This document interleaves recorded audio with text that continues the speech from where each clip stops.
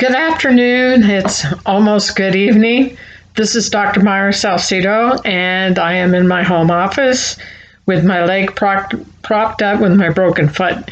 Uh, it's been quite the semester. Wanted to make more videos. I've been having too many problems, and now I have 3 fractured ankle bones. Just from slipping on a wet tile. Takes talent. Uh, So, we are on paper 2. The semester's going really fast. It will go fast the last few weeks. And in the last few weeks, we have 2 major papers and a final exam. Good news is the final exam is not lengthy, and I will review what you need to study for it before you take it. So, which will probably be after you get through module unit 3 for the third paper, which is on dark romanticism, my favorite, because it has Edgar Allan Poe, The Telltale Heart, Rappaccini's Daughter, The Birthmark, The Black Cat. If you like scary stuff, it's great, and I do. I like zombies too. But Edgar Allan Poe, I've loved forever. And so there are some questions on the final exam that I will go over. One is from The Black Cat, and I will give you hints about it, but I don't want to spoil the ending for you now. So for paper 2, it is you need to choose 2 texts. And a lot of people ran into the problem with paper 1 by writing an autobiography simply of the person they had chose, like Harriet Jacobs, and just wrote her autobiography, Life and Times, and didn't have a major point or argument or say how she impacted society culturally, who she influenced. It's always better to put a second person in a paper, even if it's just quoting somebody from the introduction of the book of each section. So whoever introduced Harriet Jacobs, whose last name was Levine, if you quoted him talking about her background, when you get to the end of the quotation, you have parentheses, Levine, name, space, page number, in parentheses, that's it. And I want to see a lot of page numbers in the papers. That tells me you didn't go to random websites like the History Channel, A&E Television. These are not legitimate scholarly websites. I am hoping you go to the university library page, go to the home page, click libraries on the ribbon on the top of the page on the right hand side, click library, and then it takes you to something called Falcon Finder. Type in keywords for your paper and it will bring up all kinds of scholarly electronic books that you could read online without having to go to the library. You don't have to read an entire book, look at the table of contents, pick out a few quotes, and you have scholarly information. Also, will be pulling things from the research databases in Falcon Finder, and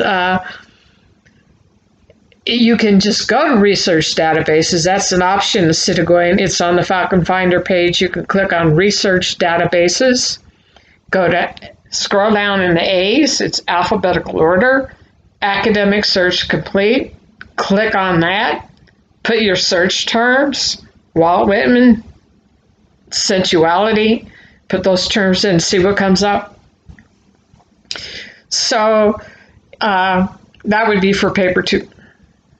So for paper 2, you need to pick 2 texts, 2 different writings, poems, articles, and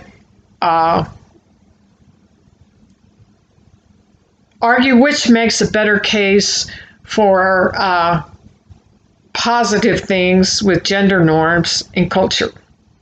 Now, I put a paper in there, and it's a student paper, and it's the Great Lawsuit of Self-Reliance.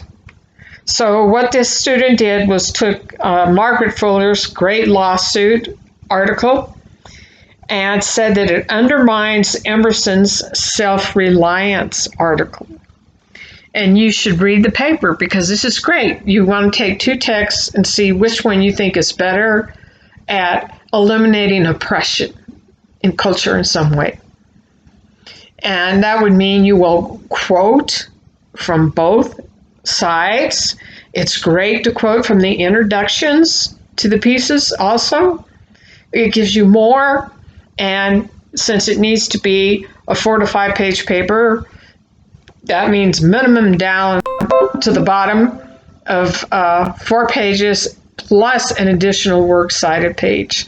The works cited page, sorry, doesn't count at the university level in academia as one as the word count or page numbers, especially when you get into publishing things. They give you, we'll take, 3,000 words plus the additional works cited page.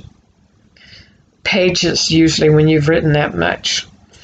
So you should be writing already, and you may have noticed I extended the intermediate draft date. Intermediate draft means it's not completely rough draft, and it's not an outline, it's not 2 pages, it's not a few paragraphs, it's as far as you could get into it in 4 pages with somewhat polished but not a final draft, or it won't be riddled with mistakes. And you will have in-text citations, parentheses, that go after the quotations.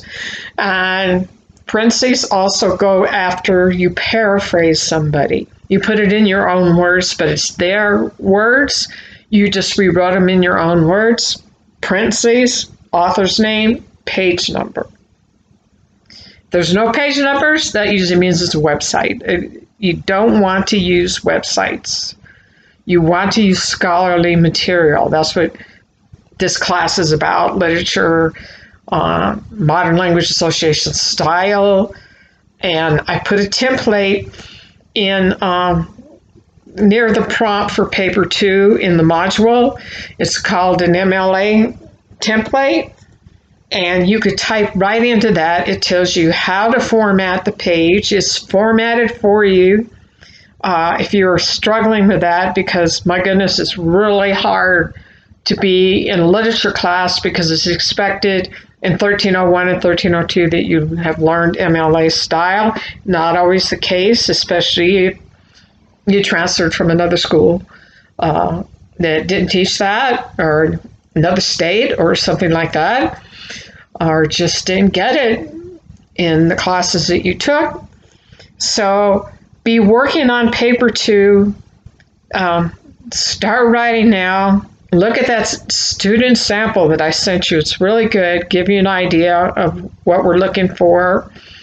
And paper 3 is completely different, and maybe I shouldn't tell you about it now and do it in the next video. So you have separate videos, because this is getting to 10 minutes. That means it's going to take a while to spool up on YouTube. And because the third paper is different, you will have 2 texts. No, 1 text. I'm sorry. 2 texts for paper 2, 1 text for paper 3, which you have to really do a close reading of and a close examination of. And I will tell you how to do that in another video. In the meantime, you have questions. I'm home this week on bed rest, and you can FaceTime me, you can call me, text before you call, so I'm not hobbling around on my aluminum walker somewhere. It'd take me a while to get to the phone.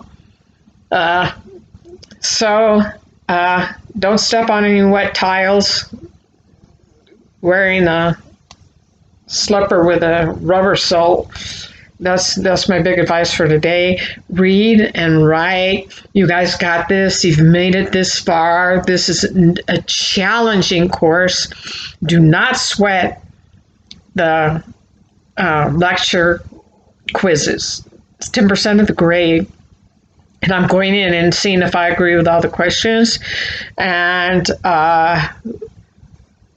60% of your grade are the papers. So that's where you need to bring it. That's where you need to light up a fire and bring it for the papers. 60% of your grade, 20% each for 3 major papers.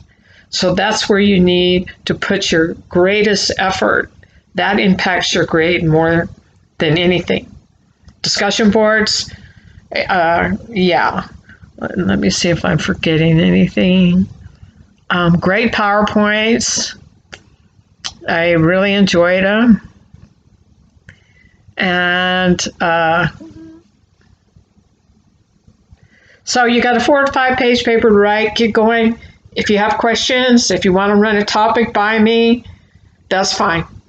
You can even send it in Canvas email. I'm answering them, except late at night. Some of you are up till 3 in the morning.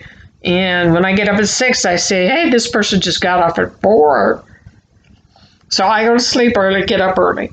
So I'm probably not in sync. So if you send me an email after 9 or 10, you're probably not going to get an answer till the next day. So I better get off so I can spool this up for tonight. And it's been great talking to you guys. And I will see you at the next video.